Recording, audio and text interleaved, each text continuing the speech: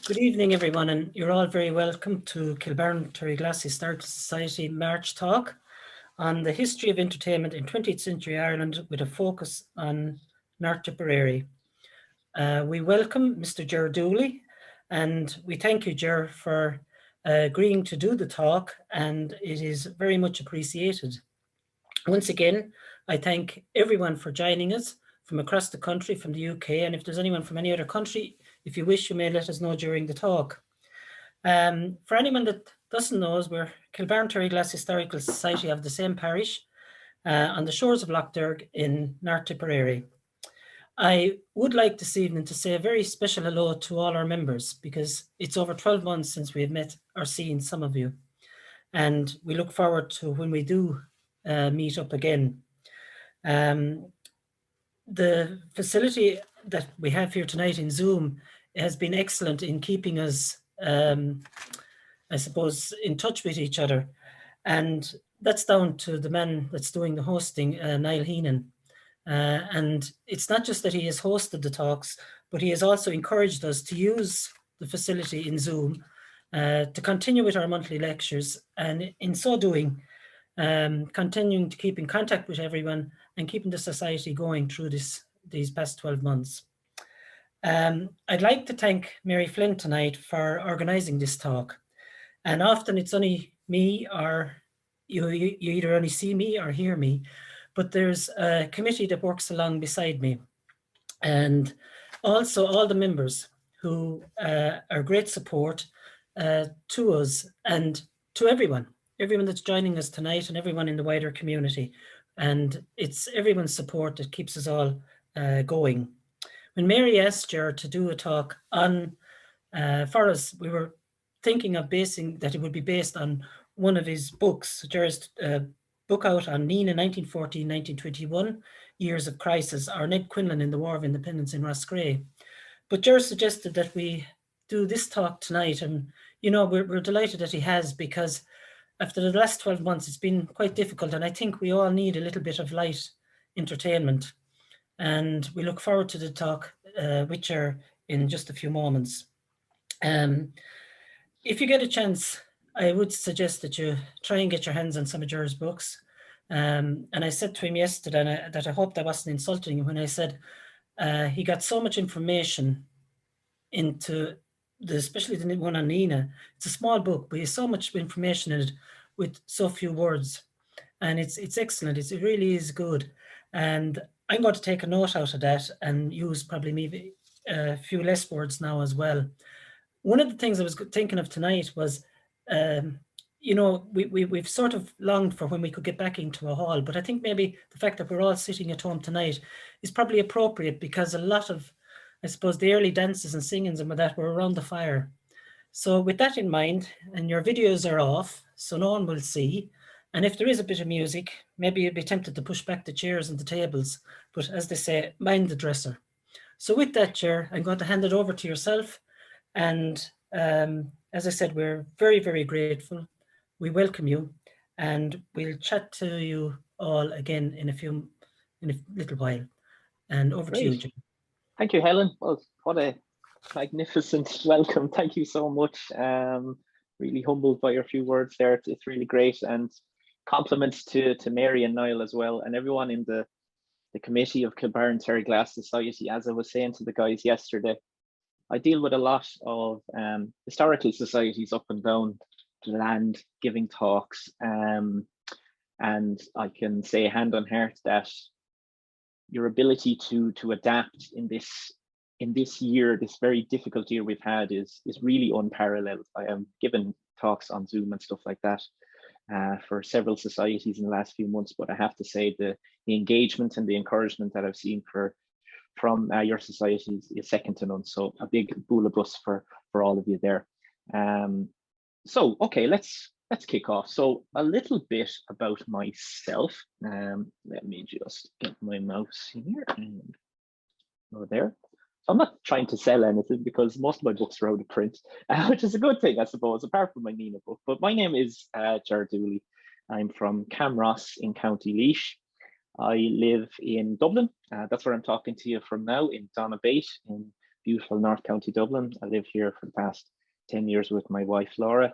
My day job, I manage UCD's part-time Masters in Management for the Michael Smurfit Graduate Business School in Blackrock. So that's what I do for a living, pays the mortgage, but my true passion is certainly history. Although I'm a Laois man, I've long had an association with North Tipperary. I went to school in Coláiste Fubal Roscrea. My first book was on the War of Independence in Roscrea. And my second was an expansion of my master's thesis as Helen Linford there on MENA from 1914 to 1921.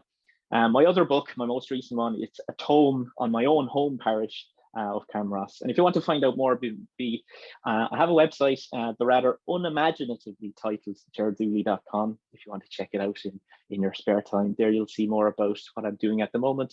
You may have heard of the 131 Weeks project, which I am the sole curator. So if you want to check that out, that's on Twitter, but it's also on my website. Okay, so look, a lot of the history of Ireland in the 20th century, and indeed, not only Ireland, but most of the Western world concentrates on the big events with the definite article.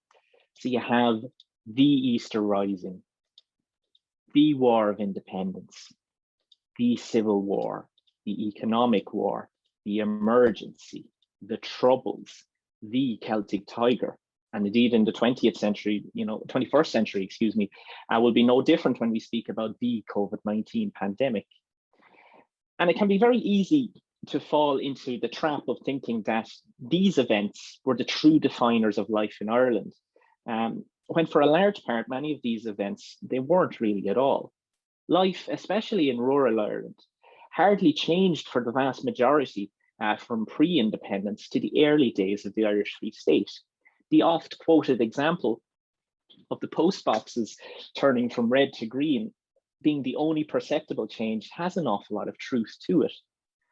Now, this talk is going to look at what is usually overlooked in the history books. Now, that's not to say at all that the social history of Ireland is not studied academically, far from it, but it's certainly the poor relation of 20th century Irish historiography. Now, I'm going to attempt to take you all on a bit of a helicopter tour of the history of entertainment in independent Ireland, going from literally dancing at the crossroads to something that we would more recognize as entertainment in the 21st century. All the while with a strong nod towards what was happening in and around North Tipperary, especially the very kind of the northern tip of it around Terryglass and Kilbarron. So I've lots to talk about. I hope you find it interesting, a little nostalgic, light-hearted, as Helen inferred, but not all of it. Some of it will challenge and make you reflect upon the whole idea of entertainment and how it was molded in Ireland throughout for decades of the 20th century through external forces. Okay, so it can be very hard being so subsumed in modern life to even contemplate how people entertained themselves a century ago. Indeed, it is hard for us to contemplate with all our comforts the hardships of life at the turn of the 20th century at all. So much of one's waking day was spent on simply surviving and providing for one's family. Some of you might think the kind of hardships that went on back then, but in reality, we really don't. And however, entertain themselves, these people did, and their events, they were more of a cyclical or even an annual basis. And the first one I'm going to talk about is the hunting of the wren, or the hunting of the ran, as it's pronounced in my little corner originally of the Slieve Bloom Mountains. And it's one such old tradition. It's the first one I'm going to talk about. Now, the hunting of the wren, it's a tradition rooted in Celtic and pagan ideology. And it has been, in fact, a part of Welsh and Manx culture on the Isle of Man, that is, for as long as it has been part of Irish culture. Now, it was originally linked to the changing of the seasons and was probably celebrated a few days earlier than the more modern tradition to signify the winter solstice.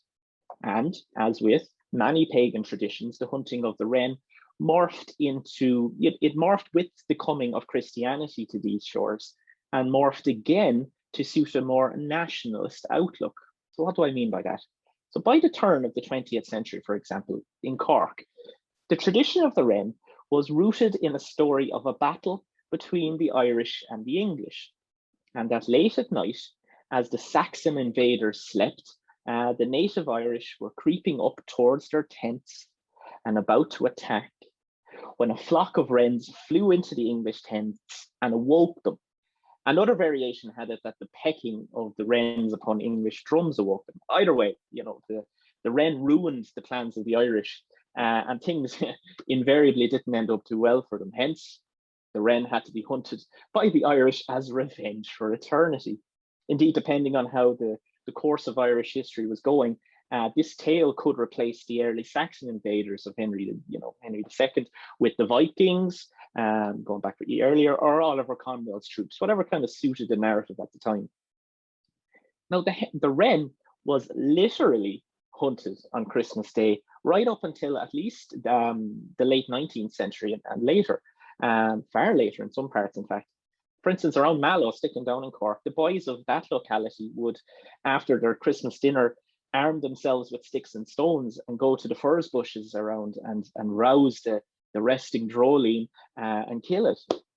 In Newport, closer to home for you guys, groups of young men would dress up as mummers, a little bit like what you see on the screen there now, and they'd go around from house to house with a branch of holly and a dead wren or some other small bird tied to the top of it there, as you can see on the screen. One of them is said to have dressed up as the Amadan, or fool.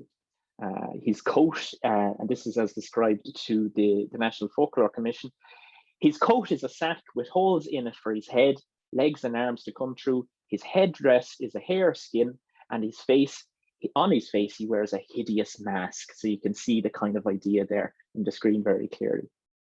In Lurra, the mummers would start to sing the following whenever a door was opened up to them, and you'll all recognize this: the wren, the king of all birds. Since Stephen's day he was caught in the furze. Up with the kettle and down with the pan, a penny or twopence to bury the ram. So we are all very familiar with that rhyme. But most of the traditions of music and dance in rural Ireland were a bit more sporadic, or seasonal at least. Cooperation between farmers at times of harvest usually ended with occasions of dancing and a bit of drinking. These mehel or coor dances, depending on where you were, you kind of just described as different things. They were a vital way of strengthening local bonds, which kept the community alive. And also, these dances, they literally played an important role in the very continuation of a community. You have to remember, often in rural communities, young men and women were totally confined to the family unit. I guess there's odd echoes about where we find ourselves now in 2020 and 2021. Back then, young people spent the whole day surrounded by the watchful glare of their parents and siblings as they awoke together, worked together, ate together, prayed together, and in effect slept on top of one another in cramped conditions. Dances gave a sense of social freedom to young men and women, where they could mingle and could begin the courting process, thereby helping to reinforce the community into future generations, obviously. Dancing became one of the most important arenas of matchmaking. Specific hurling dances in the West were used to make couples, and oftentimes a wedding would result from them.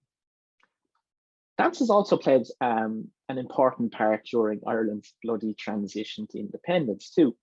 Dances, being the most informal way of rural neighbours getting together, were an ideal place for the IRA battalion meetings to take place under the cover of the music and revelry during the War of Independence. And indeed, dances, they played their part in keeping up the morale of volunteers who were on the run during the War of Independence. Bill Hoolan from Nina says that the North Tipperary Flying Column, and this is his words to the Bureau of Military History, he said that even after a day and night's march, would still make the kitchens ring with song and dance. Famously, of course, Sean Hogan, the infamous IRA volunteer involved in the Salahead Beg ambush, was arrested after falling asleep in the kitchen of a house where Hogan had attended his second dance in a single night. Come on, Sean. But the following day, of course, he was rescued. 2 days later, actually, I think he was rescued in Knocklong train station. Now, the National Folklore Collection, housed in UCD, which I mentioned a few moments ago, has a great story from a gentleman called John Parkinson from Terryglass. Now, this is back in the 1930s, this was collected, about the custom at wakes in the Kilbarron Terryglass area. He said, a favorite wake game, so this is in Terryglass, a favorite wake game of long ago in Terryglass used to be performed in houses. A man in the house would pretend illness. He would go to bed and the doctor would be sent for. One man then left the house. The doctor would enter riding in on his horse.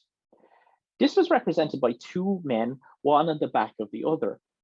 As the supposed doctor came along on his horse, someone would trip the animal, i.e. the man who was carrying the doctor, and both would get a heavy fall, causing the death of the doctor. The sick man would also die. A court would then be held, and the guilty person who had tripped the horse would be sent to punishment. This was a game played at wakes as a dead body was in the other room in Terryglass. Very different idea of wakes of modern times. Where is it? Something to reflect on there about traditions from long ago in your area. Now, in urban centres and the small towns in Ireland, dances, balls, and concerts were more organised, but nonetheless prevalent. For example, a glance at Easter week traditions of provincial newspapers in 1922 shows the popularity of dances in small towns. So this is 1922. The Anglo-Celt up around Cavan advertises a total of 17 dances in Cavan for Easter weekend in that year, 22. The Meath Chronicle advertises 9 dances in and around the town of Navan. 5 dances each were advertised in the Nenagh Guardian and Westmeath Examiner. So maybe either the dances were bigger in Nenagh and Mullingar, or they were a little bit less popular. Now, of course, something that urban areas had that rural areas did not was that of cinema. Okay, the first cinema in Ireland, as you may know, was set up by James Joyce, the James Joyce, yeah, and it was in Mary Street in Dublin, and it was called the Volta. And in the 1910s, several cinemas began to spring up in towns all around Ireland and became a pivotal part of the urban entertainment scene.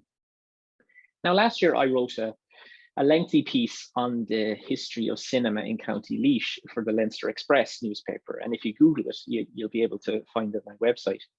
And my piece showed that from the mid to late 1910s, cinema began to pop up all over Laois, from Port Laois, and this is the cinema, the facade of the cinema, the newly built cinema in 1927, but what preceded the electric cinema in Port Laois, but they were open in Port Tarleton.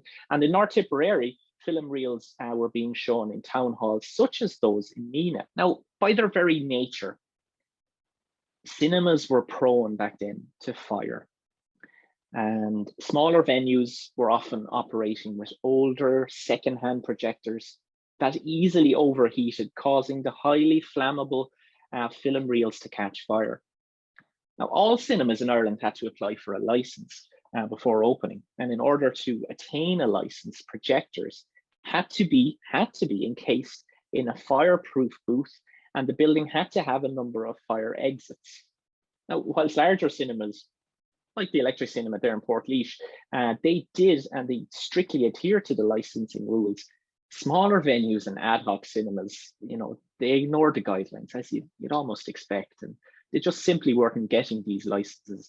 And makeshift ad hoc cinemas were opening up in towns and villages all over Ireland. A fire, for instance, severely damaged the cinema in Roscrea, and almost brought ruin to its proprietor. The entire enterprise almost collapsed after a long drawn out insurance battle, and that fire was caused by just a spark in the projection room and all of the film reels, which are really expensive and often borrowed from other cinemas, going up in flames. Okay, so it was a really serious incident. And despite the warnings that there was the potential for tragedy, little in the way of pressure came from the Cumann na Gael government upon county councils to ensure that guidelines were being met. And unfortunately, the inevitable did happen. And it happened in the small village of Drumculloher in Limerick in September 1926.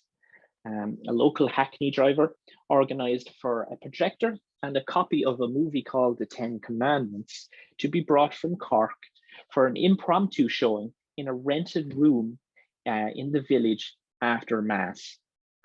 So after Mass that fateful Saturday evening, 150 people made their way from the chapel and thronged the small venue as the projectionist set up the film reel by the aid of candlelight. Like, you couldn't write this. This is just a disaster waiting to happen. The film reel inevitably caught fire. Of course it did. It ignited other small fires in the projection room, and within moments, of course, an inferno entirely engulfed the building. 48 people died, just shy of one in three of the people that turned up for the event on the night. This was the Free State's worst peacetime disaster up to that point, by far. And the spotlight fell sharply upon unregulated cinemas. Within days of the disaster, on the order of county councils, including North Tipperary County Council, but all of them all over the country, all over the Free State, such establishments were closed until such time that they could prove that they were safe. But within weeks, most of them had gained licenses and remedied any issues and continued to thrive for decades to come.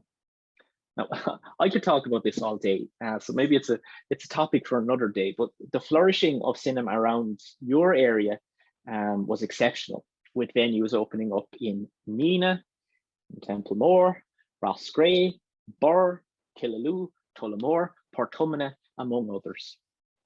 Obviously, the most noted cinema, maybe in retrospect, the one we know most about for certain in the area, is the Stella in Borrisokane.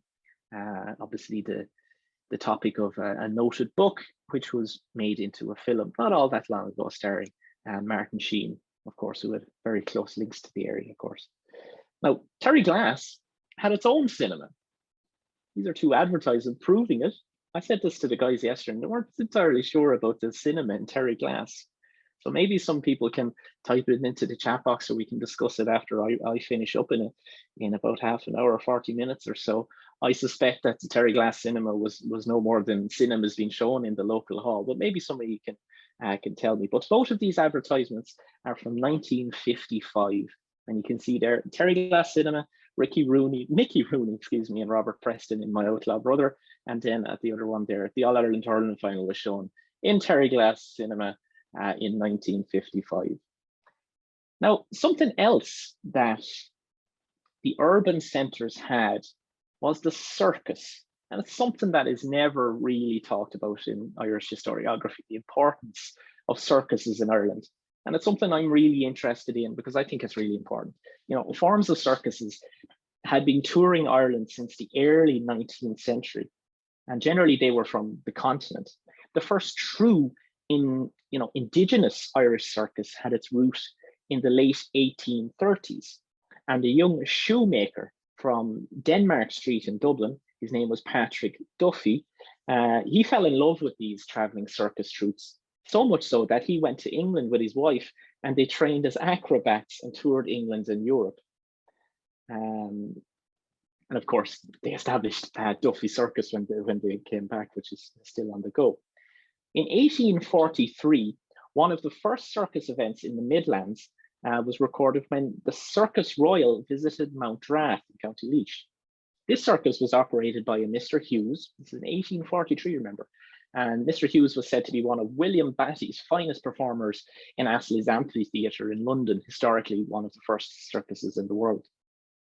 What you see on screen there is an advertisement for Bell's Colossal Circus in the 1850s, and you can see there that it toured in Meena, Moneygall, Templemore, Shinrone, Burr, Roscrea, Rathdowney, Urlingford, and Thurles, pretty much back to back and day to day, so they were quite busy. In 1859, what you see on the right there is an advertisement for the Great United States Circus. And that was touted as being the world's biggest circus. And it visited, of all places in 1859, the bright lights of Roscrea. Now, this troupe advertised itself as having been fitted out in New York for a specific purpose of touring Britain and Ireland. It boasted 2 educated mules, whatever they were, a bullfighting exhibition, and of course, in an era before there was anything like advertising regulations or anything like that, these guys claimed to have the state carriage or Ferdinand, the King of Spain, and it was going to, parade around Roscrea. Think of that, the Spanish royal carriage. They didn't mention anything that King Ferdinand had died several years earlier, or the fact that it was unlikely that the Spanish royal palace was going to release their carriage to be paraded up and down the streets of a rural town like Roscrea. No offense to Roscrea, but it was probably not the King of Spain's carriage. But this circus did have something unique. It had the first tightrope performance in North Tipperary. It was done by a lady called Madame Delavanti, and she ascended 60 feet into the air and walked for 200 feet in an amazing female act of intrepidity. The enduring allure of female tightrope walkers remained a mainstay of touring circuses for many years, and the inherent danger of the performance was its attraction. And as punters watched through their fingers, even as the performers deliberately inserted a few dramatic wobbles into their act.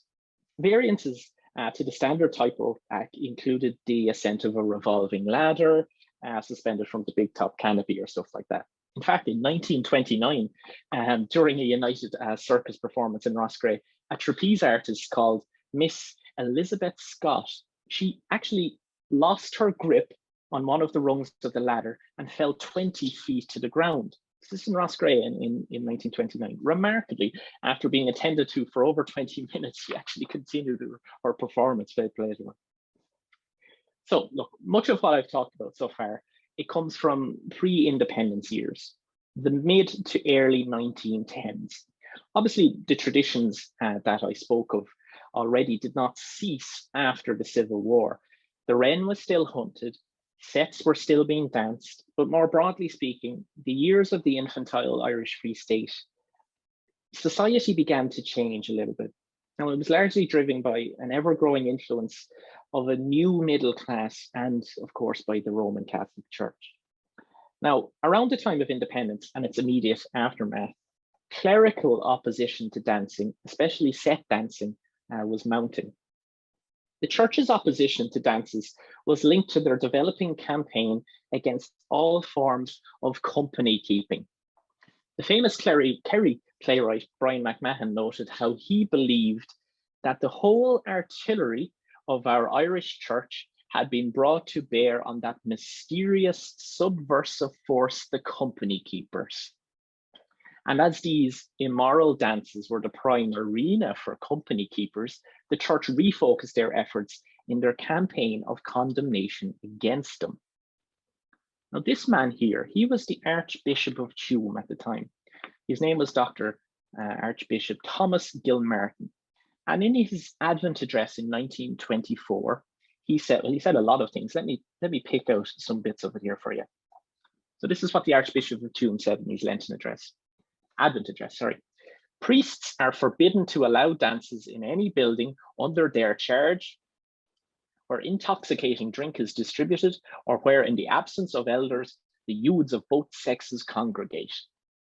Hence, schools ought not to be given for such dances. And he goes on in quite great detail about how the church would oppose any forms of dancing in that regard. Now, the Bishop of Galway, Thomas O'Doherty, went far further, and he said at a confirmation ceremony in Galway City, again in 1924, a crucial year, he started talking about some things that were creeping into Irish society. And he said, at a confirmation ceremony of all things, for some time, I was the chairman of the County Homes Committee. And in this capacity, I visited the children's home in Glenamaddy. Walking there, I saw a number of children playing some games. I asked the man who happened to be in charge why one of these children was not sent out to work. That child, that is one of the mothers, he was told. It is horrible to find that at so early an age, our girls are being corrupted in this town and the county of Galway. So that's coming from the Archbishop of Galway in 1924. And something to bear in mind, shortly after this, the Glenamaddy home was closed and everybody was moved to a new mother and baby home run by the Bon Secours Order in Tuam. So alongside the immorality of fairly harmless forms of dancing by even the most prudish of perspectives, another evil which the church felt at pains, I've evil in inverted commas, which the church felt at pains to condemn, had begun to creep into the dancing culture of Ireland, was the influence of jazz.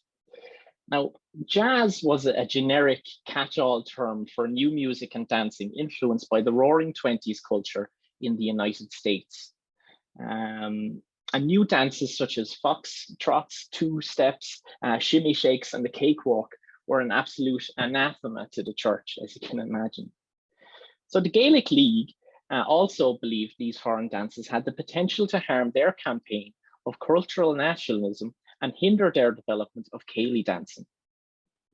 So by the mid-1920s, jazz was condemned both off the pulpit and through the press. The Irish Independent, on the 26th of June, 1926, get this, the Irish Independent, on the 26th of June, 1926, suggested that the Free State, instead of fighting for the arbitrament of war, should fight for the banning of jazz at the League of Nations at Geneva. Never mind trying to ban war, we should be trying to ban jazz at the League of Nations. In their Lenten pastorals of 1924, and come back to that year again, the dust had settled from the Civil War, and the new Irish state truly began to set out its vision, and bishops warned of the upsurge of things like suicides among young women in America and how they were caused by a jazz spirit, which caused physical collapse and nervous breakdown. However, privately owned dance halls began to accommodate the growing popularity of jazz music and dancing. Specific jazz nights were integrated into the social calendar, and these dance halls were continually condemned vehemently by the Gaelic League and the church, and they lobbied the government to intervene. Eventually, the conservative mentality of the Free State was brought to bear upon dancing. It was inevitable that something like that was going to happen. And the Public Dance Halls Act in February 1935, introduced by this man, was passed. And that man was P.J. Rutledge, who was the Minister for Justice at the time.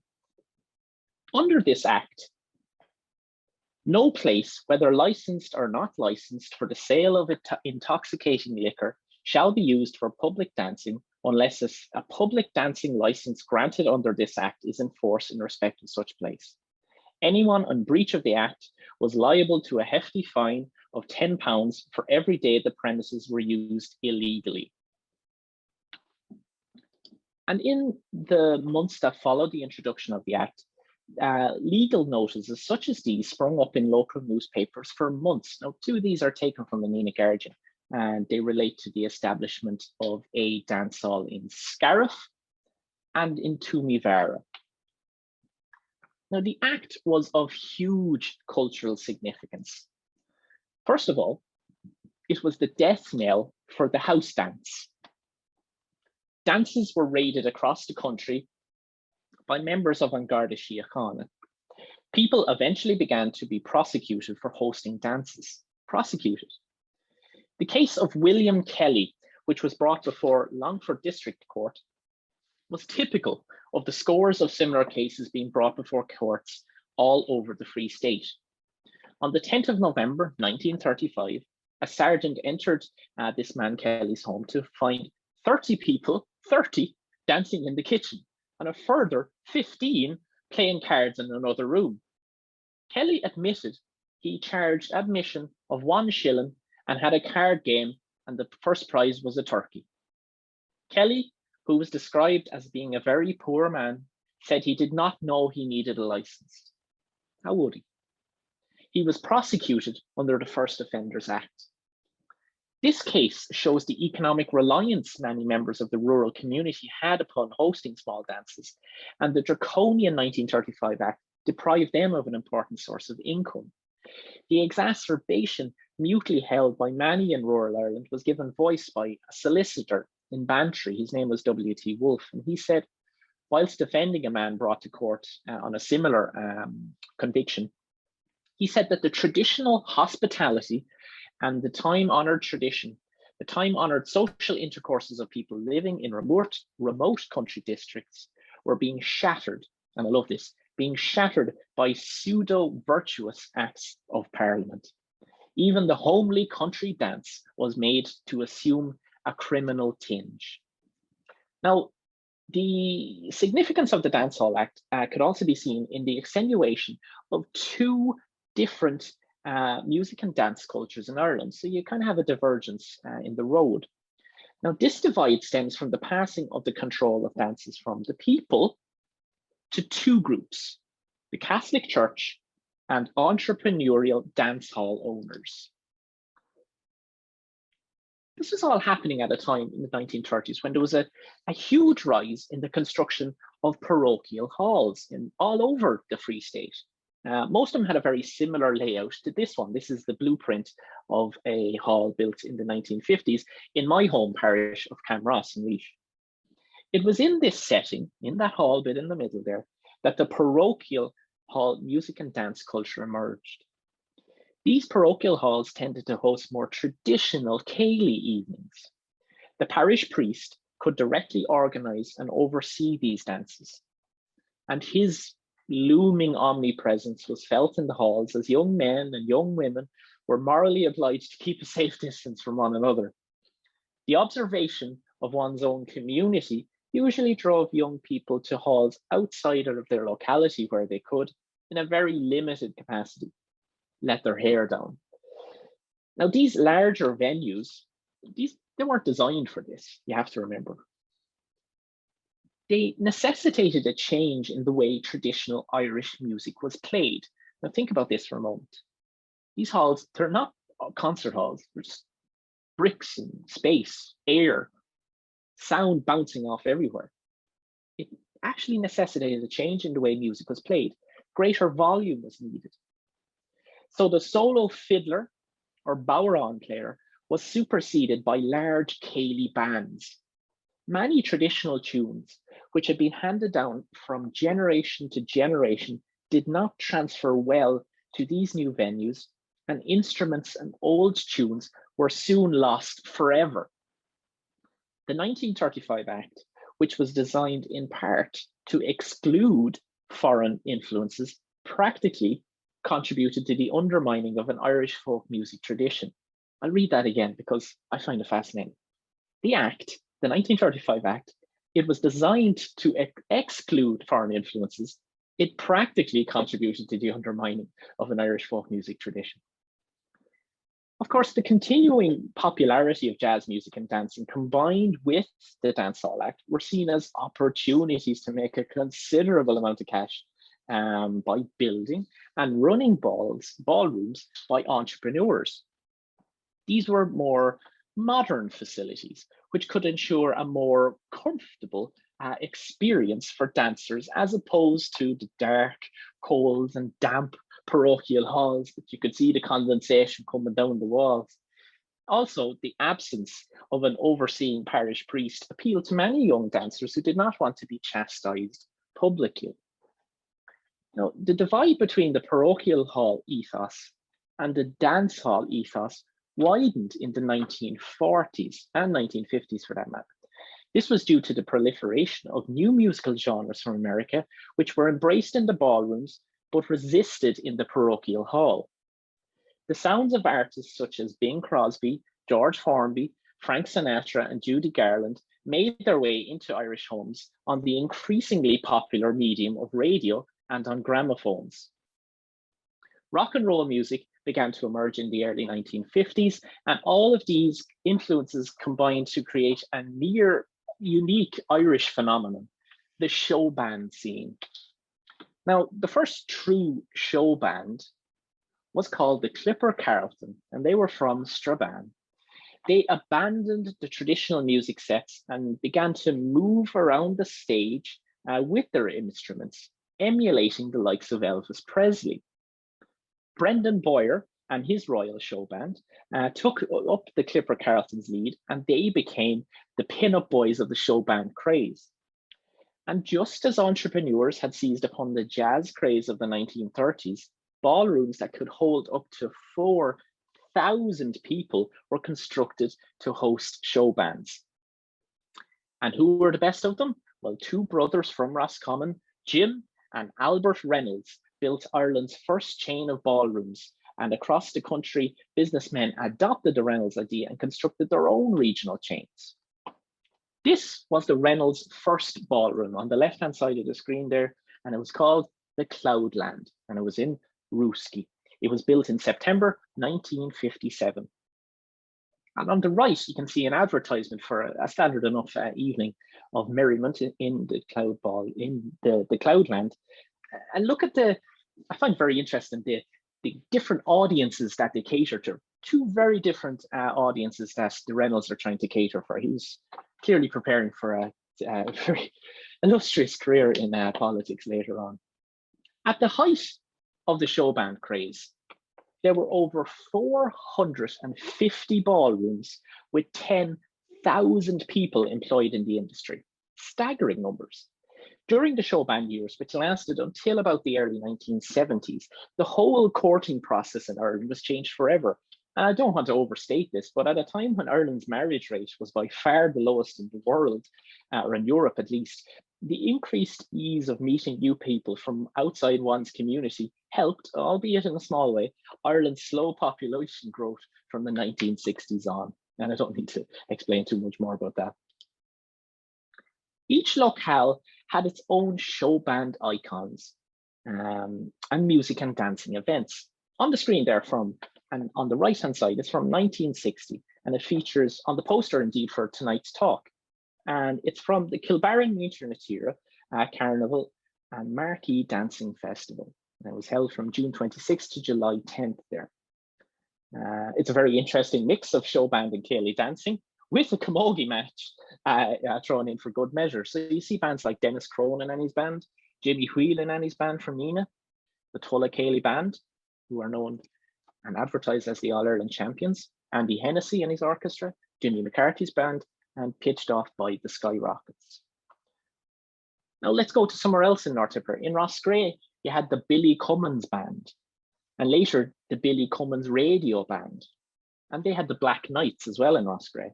Burr had the Conquerors. Portumna had the Warriors.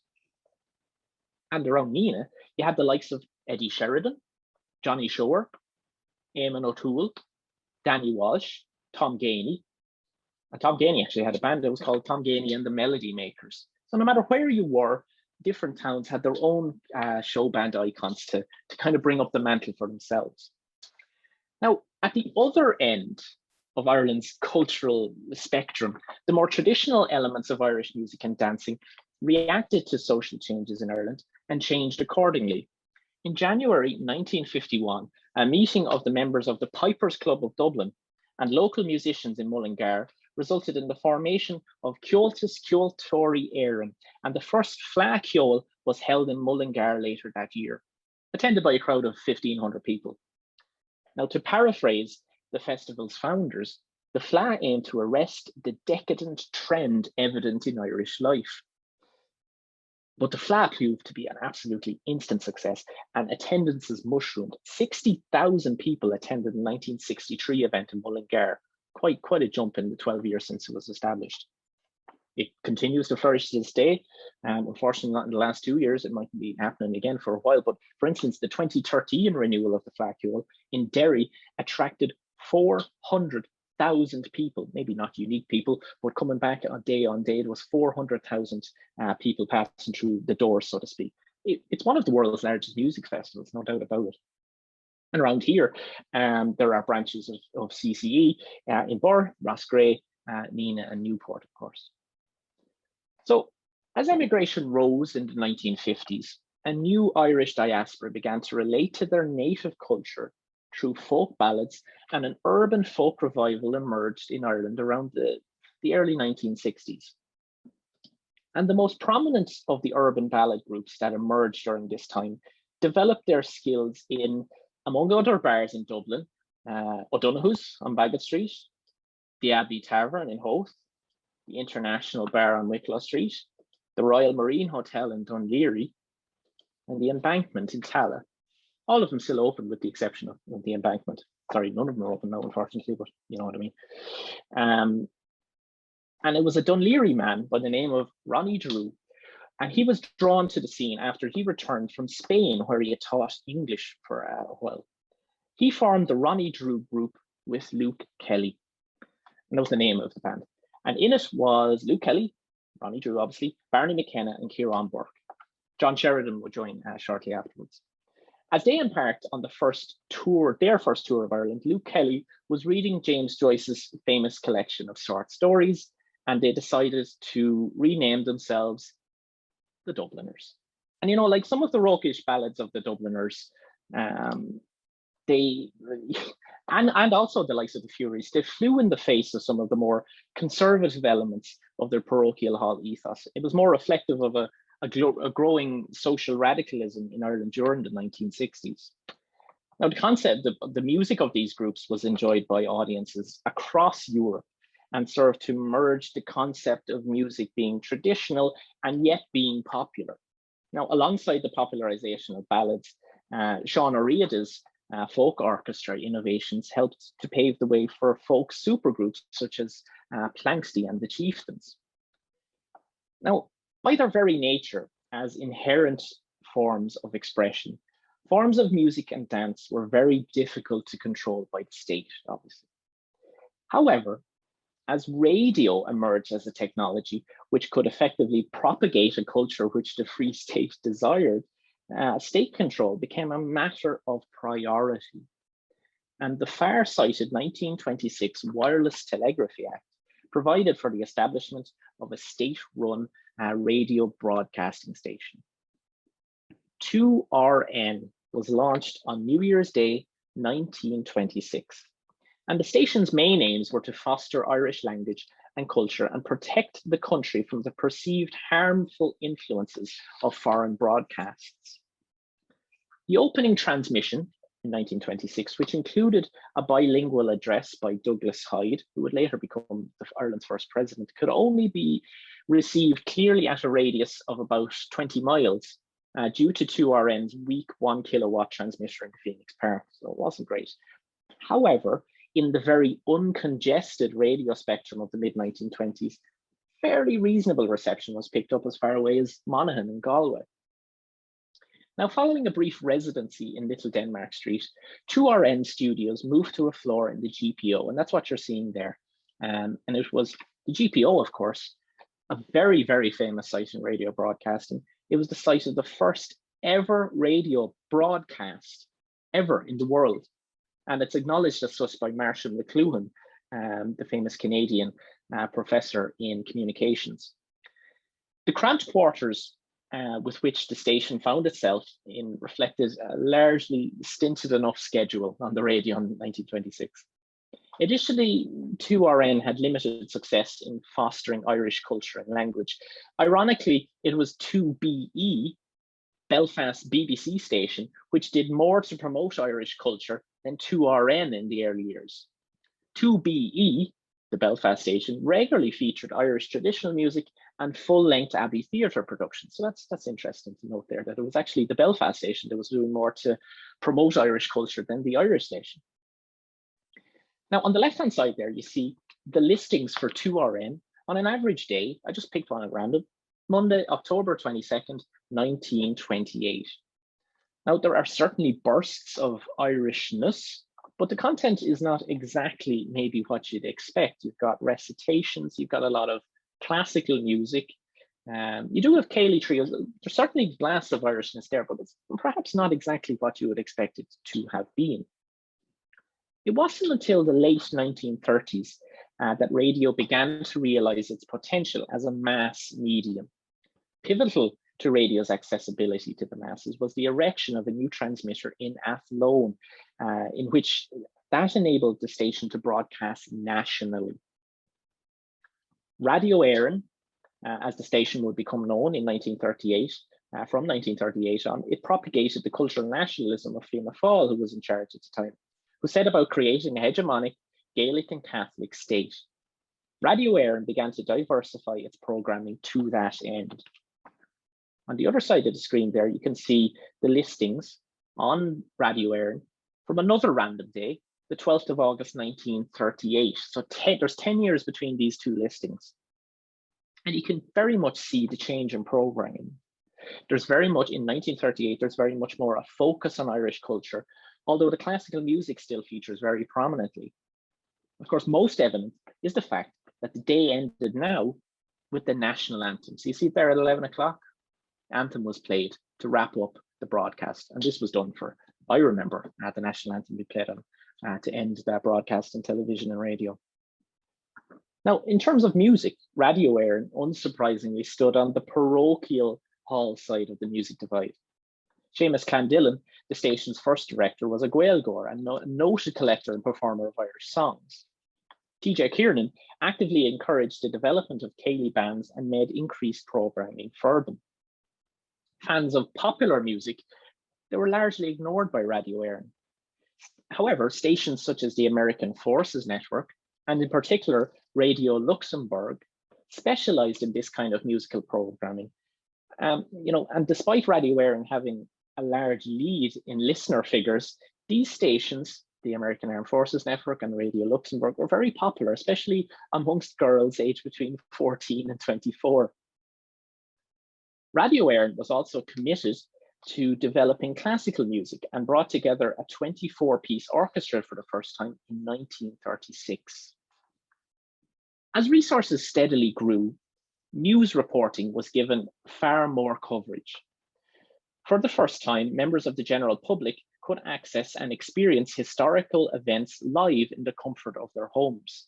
The inauguration of Douglas Hyde as president, the death of Pope Pius XI, and the coronation of Pope Pius XII, and the 1938 general election all received hours of coverage. Indeed, even to this day, in terms of the comparable resources available to them in comparison with the BBC and Sky, the broadcasting and news remains one of the pillars of operations in Donnybrook. Of course, despite initial disagreements between Radio Éireann and the Gaelic Athletic Association, coverage of hurling and football came into its own with the commentary of a teenager by the name of Micheál O'Hare in 1938. He had unequaled skill in calmly conveying the frenetic events on the pitch to the thousands of listeners of the homes. And he did this for years, not only in Gaelic games, but you'll all remember the famous Grand National commentary that he was able to, amidst all the chaos, when all the horses were falling that year, the year escapes me, but when Fine Avon emerged, he was able to pick out that he had an unequal talent for doing that. In many homes in rural Ireland, the voice of O'Hare was much more than the voice of a radio commentator. It was the voice of a friend. And his commentary could give members of the Irish diaspora as far away as Italy a sense of connection to home. There's stories of Irish troops fighting in the British Army, finding themselves in pretty tight spots in Italy during the war, and they were able to listen to Micheál O'Hare's commentaries on games during World War II. Television signals were being received on the east coast of Ireland as early as 1951, and upon the establishment of a Northern Irish BBC service in 1953, signals could be picked up by about half of the Republic's population. The announcement that the coronation of Queen Elizabeth II was to be televised accelerated the BBC's plans to bring television to all parts of the kingdom that had not yet a television service, including Northern Ireland. A receiver was secured outside Belfast just in time for the event, the coronation, which was relayed from a signal from Scotland, which of course was relayed from London.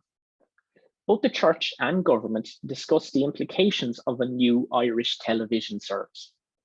It was suggested in the Catholic Affairs magazine, The Furrow, that television may yet prove the most powerful influence in a new age of missionary endeavour in the mission countries which lie so close to our shores. So the Catholic Church were thinking that they could use television to expand their missionary programs in places, not so much in Japan or in Africa, but closer to home perhaps. And similar to the sentiment that Cumann na Gael had when 2RN was established, Erskine Chilvers said that when a television service was set up, it would have to be first class and involved itself in the development and preservation of Irish culture. A Broadcasting Authority Bill was passed in 1959, and on the 31st of December, New Year's Eve, 1961, Telefís Éireann began broadcasting. Now, by virtue of its intrusiveness, television had the power to change society in a way that no previous entertainment medium could. The Irish people themselves were represented in a way more faithful than they had ever been in cinema or radio. The openness and spontaneity of Gay Byrne's The Late Late Show revealed an Irish people at pains to break from the social repression that had typified Irish culture for decades. Shows like The Reardons accurately reflected rural Irish life and the rapid social changes that were happening there. Investigative journalism was championed by the 7 Days programme team, and they infuriated the elites while testing the public's desire for the raw truth. Perfect, yeah. Okay, grand. Thanks a million, Ger. Great talk. But we raised our hand there. Actually, Noel Tierney was at the plainclothes Garda, who was attending the armed robbery in Roscrea. So that's what we wanted to highlight. That's what we picked up on there. I'm sure loads of other people did, but that's we used to call it. And he had a superb mustache, and we used to call it. He was known as Magnum back in the day as well. So that's what we picked up on. But anyway, a great show, and thanks a million, Ger. Well spotted. Thanks, David. Yeah. Just there was one thing that just crossed my mind, Ger, with regards dances and that as well. I remember my parents talking about that they'd have a dance maybe coming up in a month, but they'd have practice dances during the week. And this was a big thing, that the practice dances was nearly more important than the actual dance. You know, and that they'd cycle to dances and then cycle home again at the end of the dance. Yeah, you know? Absolutely. They'd be staying out all night. Yeah. Yeah, no, absolutely. And there's so much stuff that I didn't mention, like a big thing in my locality, as I sure I was in Terryglass in the 1960s, and indeed my own parents met at amateur dramatics and putting on of plays and stuff like that. A massive, I couldn't put everything in, but that's one thing, you know, if I was doing the talk again, I'd be putting that in if I had more time. It played such a vital part to, as it still does, local musical societies and amateur dramatics. Yeah. There's it's a wide topic actually, isn't it? The whole entertainment when you break it down like the way you have done it. Is there anyone else there that wants to come in? Yeah. No. So just put a question to chat or unmute yourself if you want to ask anything or make a comment. Bill, you're coming in here, I think. Bill, you're muted. Can you unmute yourself, please? Can you hear me there? Hi. Hi, Yes. Adrian. Yeah, great. Good evening, folks. Ger, thank you very, very much for that. That was really, really interesting. And I'm sorry, it's not Helen. It's Helen. It is Helen, yeah. As Helen said, it went far beyond just what we might immediately assume to be kind of immediately think dancing, we think entertainment and so on. But two things strike me. One is that it's very much in vogue amongst sociologists and not so much so amongst historians, but sociologists and journalists at present to look back on previous decades as if they were absolutely the dark ages. So they anything beyond 1990 is medieval and so on. I remember telling a funny story about something that happened in school in the 1970s in the staff room when I was teaching in Australia. And one of our young colleagues, who was 25 years of age, said, "My God, you went to school in the 70s?" And I said, "I did." "Was it awful?" And I said, "No." I said, "Great crack." "What?" Couldn't believe it, you know. So you've done a lot there. I think, you know, try and clarify that everything is of its age, Ger, isn't it? Yeah. That it's really being artificially intellectually superior to look at and say they were stupid people, they were backward people, they were this, they were that, they were that. It's a very, very, very much more complex debate than all of that. And you've brought out, and even people in the 1980s would have said the same of the 1950s. People in the 1950s would have said the same about the 1920s. People in the 2050s will say about us now. Absolutely. We must respect the mores of the time and the context and all of that. And then the other thing, which is a completely separate point, is that you mentioned the dancing. And I remember going to the carnivals from the 70s on. I came in, I was lucky, I came in before they died. I think they began to die, didn't they? About 75, 76, 77, the discos took over. But those bands, the Clipper Carton, I ever danced to them, but I remember Big Tom and the Mainliners and all of those, the Conquerors, they had such a range. It wasn't just one type of music. They could do rock, they could do jazz, they could do trad, they could do pop, they could do country, they could do folk. A fantastic richness of all of those groups. Father Brian Darcy is great in all of this, as you know, a terrific tracer of all of this, but the richness and the fun and the crack and the variety of music in 2 or 3 hours of entertainment was absolutely wonderful. So again, a bright flower in what's often presented as kind of a grey wilderness, if you like. So yeah, absolutely. Thanks. Yeah. Right, thanks, Adrian. As Adrian said, a wide topic. Like the other thing, I suppose, back in the 80s and 70s and 80s as well, Ger, was said the local dance halls, like there was no bars in them. I suppose that was until the late 80s, early 90s, late 80s, I suppose, before a bar was allowed in to dance. Yeah, no, absolutely, totally. And, that seems so, a little bit going back on what was said there earlier, from our perspective in 2020, no, I should frame that, from a perspective of 2019, perhaps I should say, that seems so unusual. But, as I said, in 2050, we might be looking back at how we consider entertainment, or my generation or the generation ahead of me or behind me, and they could be viewed as, wow, they went to bar. Even take, for example, going to the pub in before 2003 or whenever the smoking ban came in. That's a more recent example of, now we think, wow, imagine going to the pub and everyone was smoking. It's crazy stuff, but sure, it's not all that long. People were smoking on airplanes, never mind in pubs, so. Different social mores change and adapt. Yeah. Imagine even going to a pub. Yeah. Just can I just come in there? Ger, just interested there to your comments there about the ending of dancing in houses, in homes. Yeah. Was effectively shut down by the shall we say religious authorities in one effect, or by the state, which was an incredible, I never really thought about that before, but it was an incredible imposition and a closing down of a culture that had gone on for centuries, probably. Correct. It absolutely was. It still went on, as things still go on to this day that aren't allowed, but there was in the statute books, as it still is, to charge to go into a dance at home. And I think that the whole idea of it was designed to protect the people, but it had the effect of destroying types of Irish music forever. And there might be some recordings in the Folklore Commission UCD, but they're not played anymore. The big massive Cayley bands, that wasn't traditional Irish music at the turn of the century, in the 20th century. They wouldn't have been recognized by some of the great musical players of Clare and Kerry. They wouldn't have understood what a Cayley band was. Well, they would, but they wouldn't associate what they did with what they were doing, if you know what I mean. It had a counterintuitive effect, and it didn't. It created two very different musical cultures in Ireland. That was certainly not the intention, but that's practically what happened. Okay. Ger, just again, just to thank you. Bill Ryan came in there a few minutes ago, and that just to thank Bill as well. He's been the bouncer on the door tonight. And look, we just thank you, Ger, again. Appreciate it. Excellent talk. And it gives us a little bit, I suppose, insight into the entertainment world and look at it differently as well.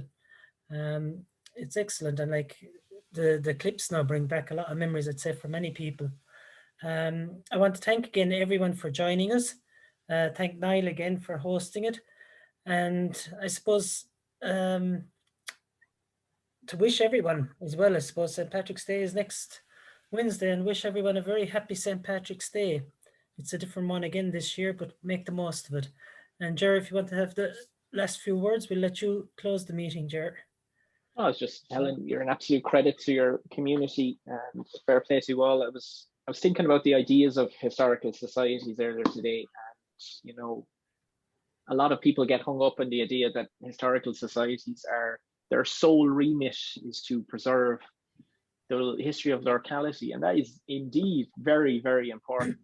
But I dare say that, you know, historical societies need to continue to broaden their appeal to everybody, and, you know, to do a straw poll perhaps on the idea of people that join historical society meetings. Perhaps the demographics would be a little bit older, and to get, you know, there are people out there such as myself interested in history and, you know, warmly interested in all societies like Kilbarron and Terryglass. And look, you're the envy of any group that I've dealt with recently, so you're very well placed to try for many, many more years to come. So with that, that's everything from me and from the guys. So goodbye, good evening, Fine. God bless. Thanks.